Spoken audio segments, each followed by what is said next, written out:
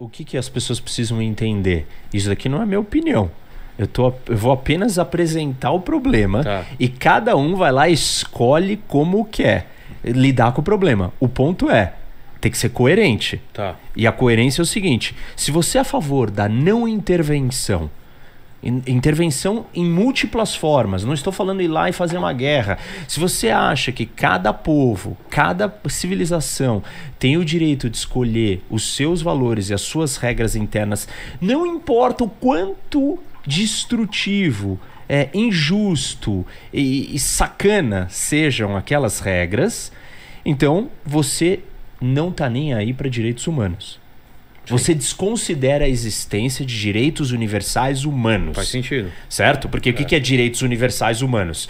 Nós, humanidade, entendemos que existem algumas regras que elas estão acima da sua cultura, do seu estágio de evolução, da vontade dele, do gosto do outro. Não tem mais, né? Não tem mais. Tem coisas que são tidas como regras para os seres humanos. Exato. Se você defende direitos humanos, não tem como você ser contra críticas, intervenções. A gente pode dizer qual é o grau da intervenção, mas algum tipo de intervenção, algum tipo de crítica, alguma tentativa de influenciar o que está acontecendo naquele lugar. Agora, você pode dizer assim: eu não acredito em direitos humanos porque a força e o poder de cada sociedade em determinar o que eles querem é maior que tudo. A soberania, né? A autoridade máxima sou eu mesmo, a individualidade. E eu faço o que eu quero, aquela sociedade faz o que quer. Mesmo se ela fizer isso contra minorias da mesma sociedade, porém menor. Ou contra qualquer um. Ela pode fazer o que ela quiser. Aí qual é o problema disso? A humanidade nunca, na sua história, adotou essa postura. E se todo mundo adotar essa postura e maximizar isso, universalizando essa postura, isso é uma posição de relativismo absoluto. E o que causa o relativismo absoluto? Eu chegar aqui e falar assim, Vilela, cara, esse seu óculos, desculpa, meu, é ridículo. E eu te dar um tiro, te bater ou fazer alguma coisa. Eu acho legal, entendeu? Entendi. Ou seja, você abre um espaço para cada um virar e falar assim: não, mas é a minha cultura. É a minha cultura. A humanidade sempre estabeleceu o que é certo e errado. A gente pode discutir o que é o certo e errado, mas dizer que o certo e errado é absolutamente relativo te leva a uma situação de anarquia máxima, onde o mais forte impõe o certo dele no final das contas, porque não tem nenhum padrão universal ou comum a ninguém. E eu não estou dizendo que... Eu não estou dando minha opinião aqui, eu estou só desenhando dois cenários. Entendi. Ou você vai para cá, ou você vai para cá. Vocês escolhem, não sou eu que estou dizendo o que é o certo e errado. Eu não estou dizendo o que eu acho. Daqui a pouco eu vou dizer o que eu acho. Mas eu só estou apresentando os caminhos da razão, da lógica. Você tem dois caminhos para seguir. Vou então colocar uma outra... Vocês já devem ter escutado também um outro argumento que é: mas o capitalismo, o liberalismo gera tanta escravidão, tanta opressão quanto esses regimes. Então, quem somos nós para falar para eles o que é bom? Tô falando, entendi. Você entendeu? Vocês devem ter escutado também existem problemas aqui também. Isso, mas a existência de problemas não invalida a existência de princípios e regras. Porque existe uma diferença entre eu conseguir aplicar a regra e eu negar a existência da regra. Sim. Tá? Então, tipo assim, a gente entendeu que o capitalismo não aplica bem a regra. Mas você é a favor da existência de regras de direitos universais?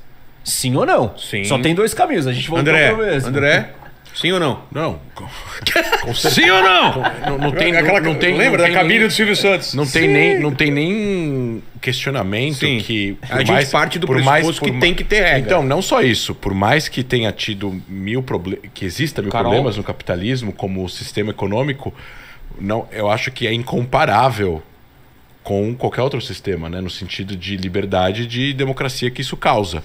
Países que têm relações comerciais fortes com mercado aberto tendem a não serem violentos uns com os outros, tendem a não lutar em guerras uns com os outros por causa da dependência econômica. Olha o que aconteceu na Europa.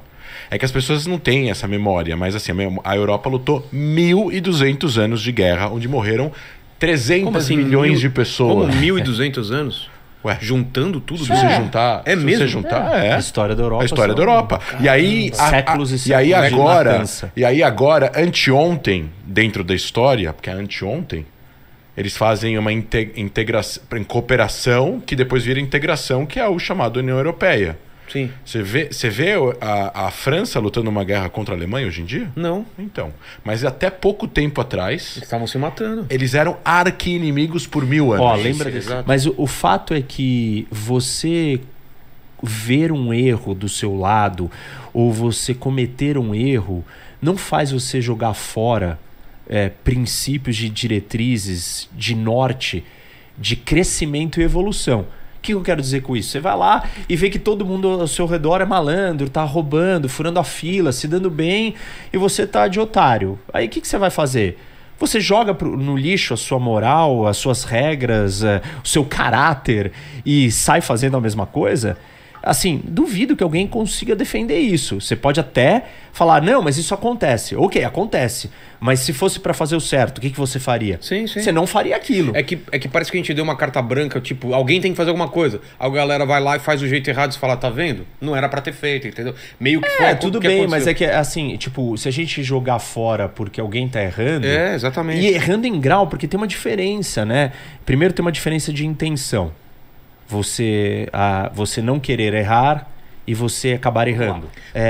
Então a gente tem dois caminhos aqui. Tá. Ou a gente aceita direitos universais, sim, direitos humanos universais, e a gente quer respeitá-los, a gente acha que isso é nobre, isso vai levar a humanidade para frente, ou a gente acha que não. Que o que vale é o relativismo cultural, cada um tem a sua cultura, cada um tem as suas regras, cada um faz o que quiser. E aí, beleza, se você acha isso, então escravidão não é um problema para você. Massacres e direitos das mulheres, de minorias, de homossexuais não é um problema para você. Quem acha isso tem que estar ciente de que, vai ter gente que vai ter maluquice na cabeça, vai defender ideias cretinas e vai executar essas ideias. Por um bem maior, né? Não, por um chamado nem que bem seja, maior. porque pra ele cabeça fala... dele. Sim, pra cabeça dele. Não é nem por um bem, é simplesmente pela ideia seguinte: essa é minha cultura. Essa é minha cultura. É inaceitável que... mulheres mostrem o rosto. O cabelo. Isso, ela tá se expondo pro outro, ela tá ofendendo a nossa honra da família. Então não pode. Então, assim, não tem saída. E não fui eu que inventei isso. Essa é uma realidade do mundo. A gente fez um programa aqui só com duas meninas, duas mulheres que fugiram de lá. E mesmo elas falando dos absurdos, teve gente ainda... falando que elas estão erradas, entendeu? Que elas estão erradas porque elas não poderiam, elas teriam que seguir as regras culturais. Exatamente. Tudo bem, mas aí é igual. Mas eu não consigo entender. Aí assim, aí quem está defendendo isso, está defendendo o ódio aos homossexuais, as mulheres, defendendo escravidão, defendendo qualquer aberração que qualquer um, porque você não tem parâmetro e norte nenhum de certo e errado. O que você tem? A vontade de cada um, a cultura de cada um. Mas qual é o nível cultural? Ah, não, é de uma nação. Ah, não, o que é nação? Não tinha nação. Ah, então é da tribo. Ah, o que é a tribo? É a família. Quem manda na família? É aquele pai. Então é a vontade daquele cara. Entendeu? Olha como isso é perigoso. E aí, então, beleza. Como que a gente lidou com grandes desses problemas no mundo? Alguns deles muito graves, como a escravidão. Um grupo de pessoas, vários grupos de pessoas ao redor do mundo inteiro viraram e falaram assim: isso daí tá errado. Errado. E nós vamos intervir. Nós vamos lá lutar contra isso. E nós vamos derrotar, libertar, vencer essas ideias. Na Guerra Civil Americana. Uma parte da história da Guerra Civil Americana, da grande motivação da guerra é isso. Então, assim, as pessoas se mobilizaram para lutar por esses tipos de crenças, de valores, de direitos. Ir lá e intervir em algum lugar para você lutar pelo que você acha que é certo, do ponto de vista moral, não estou falando do prático, aí tem os outros problemas que a gente vai endereçar, mas do ponto de vista lógico, né, da concepção, faz sentido. Afinal de contas, foi assim que a humanidade evoluiu. Gente lutando contra ideias atrasadas. Ninguém mete o dedo no país do outro. Entendi. Só que, se a gente fizer isso, e a gente está assistindo um crime, quando se assiste um crime e não faz nada, você é o quê? Você é conivente.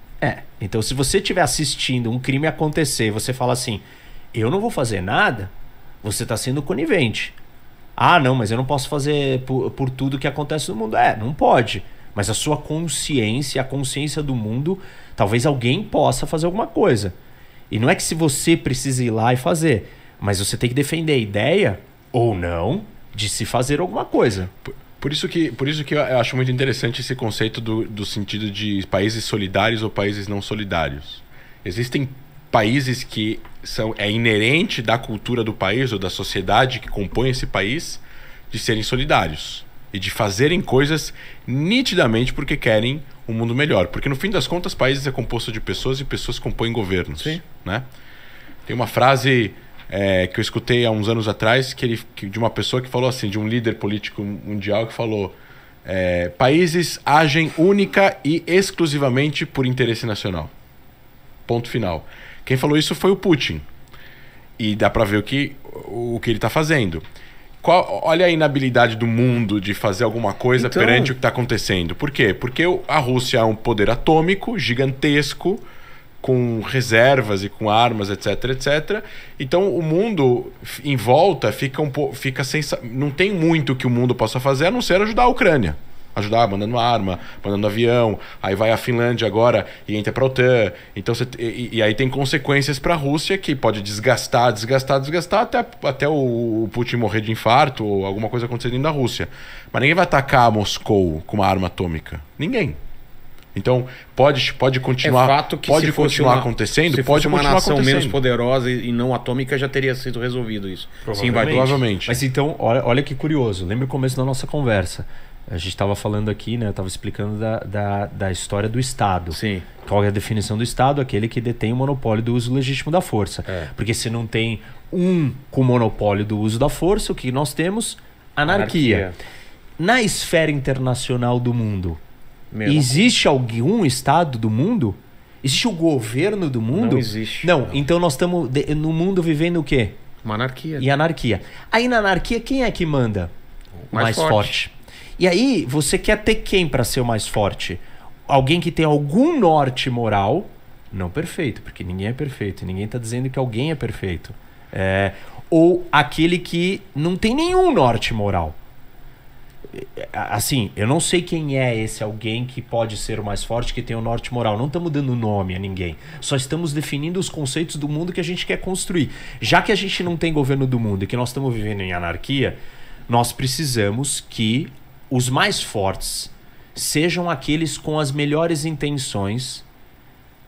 Com as melhores intenções, assim, genericamente falando, não quer dizer que eles vão ter as melhores intenções o tempo inteiro.